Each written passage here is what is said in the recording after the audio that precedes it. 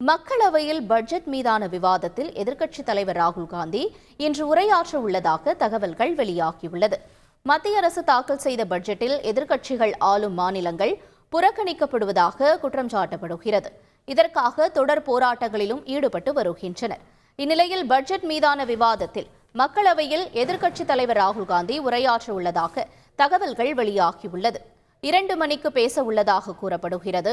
எனினும் ராகுல் காந்தி இறுதி முடிவு எடுக்கவில்லை என்றும் காங்கிரஸ் எம்பிக்களின் அழுத்தத்தால் காலையில் முடிவை அறிவிப்பார் என்றும் தகவல்கள் தெரிவிக்கின்றன.